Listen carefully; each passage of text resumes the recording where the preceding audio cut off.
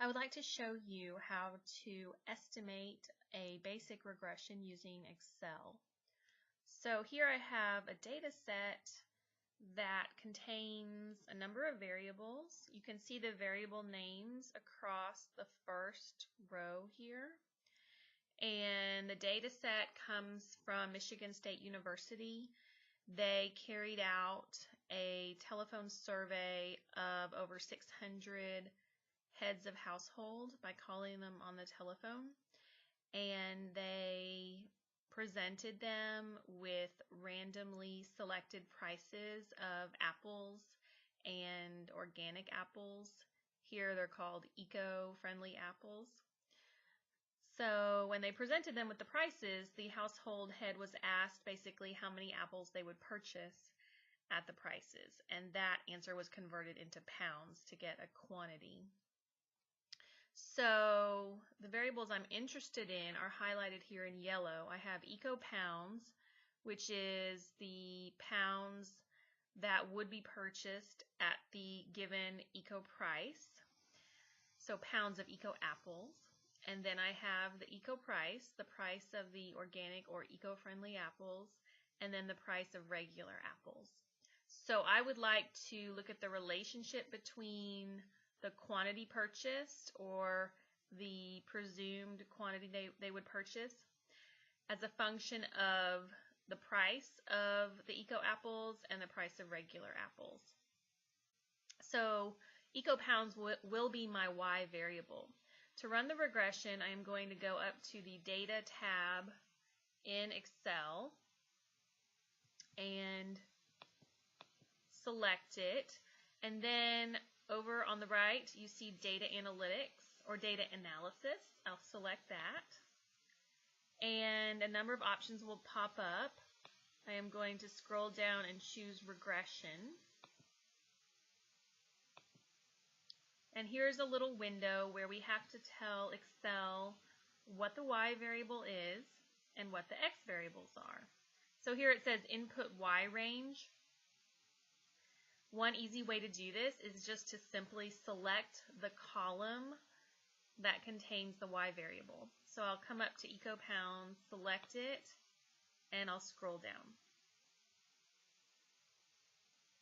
So there's a quicker way to do this. You don't have to scroll down every time. I just wanted to show you how many variables are in the model, or sorry, how many observations are in the model. So you can see at the end here, there are 660 households who were surveyed. Then I click in the cell that says input X range, and I'm going to scroll up. My X variables are regular price and eco price. So I'm going to select those together and scroll all the way down to 661.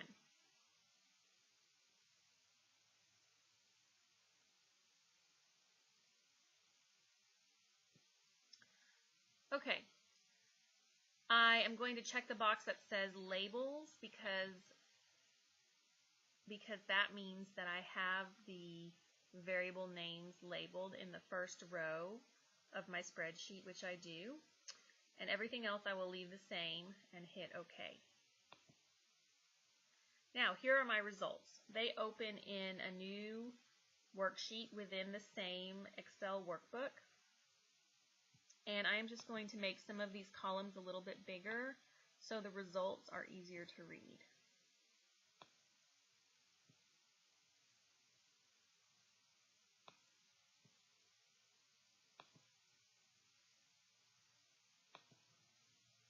I'm just centering the data to make it easier to read.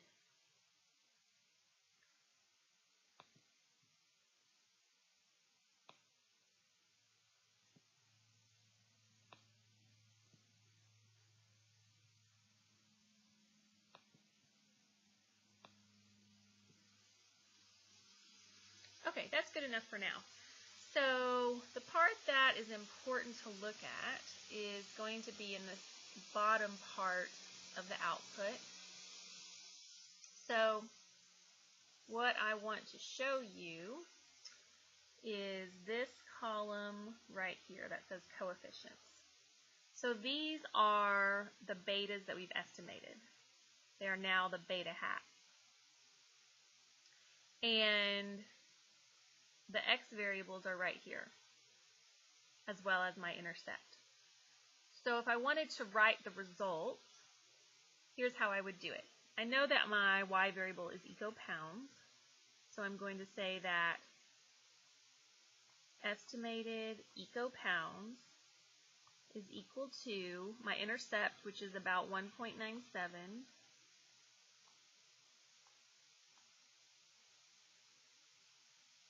plus 3.03 times regular price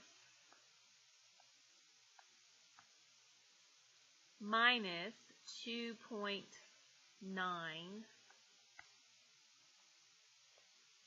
times eco price. So what this tells me is that as the price of regular apples goes up,